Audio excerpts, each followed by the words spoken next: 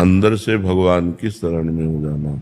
जब हम मूर्छित होते हैं तब हम कुछ नहीं कर सकते, जब हम भारी विपत्ति में बुद्धि चकर आ जाती तब कुछ नहीं कर सकते, कई ऐसी दुख की परिस्थितियां आती हैं जिसमें हम कुछ नहीं कर सकते, उस समय आश्रय काम करता है, भगवद आश्रय।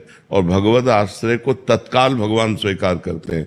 जैसे सुग्रीव जी और बाली जी परस्पर वैर करते थे, तो बाली जी सुग्रीव जी को मारते थे और यहाँ तक कि जान से मारने का उपाय किया, तो भाग करके एकांत में ऐसे रह रहे थे जहाँ श्रापवश वो नहीं जा सकते थे।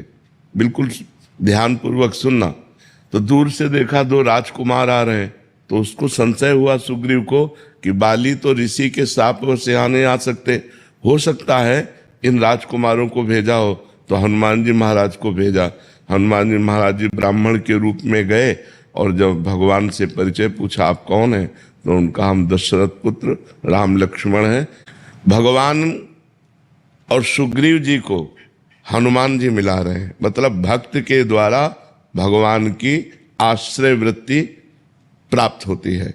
सुग्रीव जी को विश्वास दिलाने के लिए भगवान ने अग्नि को साक्षी किया और कहा, हम आज से आपको सखा भाव से स्वीकार करते हैं, अर्थात आप हमारे मित्र हैं। किस भय से तुम यहाँ रह रहे हो?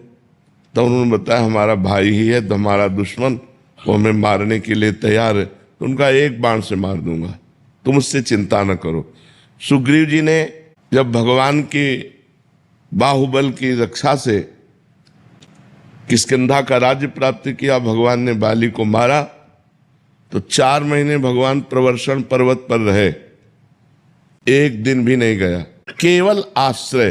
तो जब बाली को भगवान ने मारा तो बाली ने पूछा, मैं बैरी सुग्रीव प्यारा, कारण कवन नाथ में मारा, मैं आपका दुश्मन हो गया और सुग्रीव आपका प्रिय हो गया, ऐसा क्या? हम दोनों भाई हैं, जानते हम कितने भजनानंदी हैं, हमने कोई साधन भजन नहीं किया, इसने कोई साधन भजन नहीं किया, आपने मुझे क्यों मारा, इसका पक्ष क्यों लिया? तो भगवान ने कहा, ये मेरा शरणागत है, शरणागत का मित्र मेरा मित्र होता है, शरणागत का शत्रु मेरा शत्रु होता है, ये मेरा प्रण है।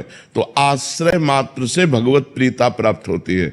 अन्य साधन फिर धीरे धीरे हम करते रहें, लेकिन हृदय से जब हम भगवान को अपना मानने लगते हैं, हे भगवान मैं आपका और आप मेरे, भगवान मेरे मैं भगवान का, मैं किसी का नहीं, भगवान का सिर्फ, इतनी बात हृदय में आ जाए तो सहज में भगवत प्राप्ति हो जाए।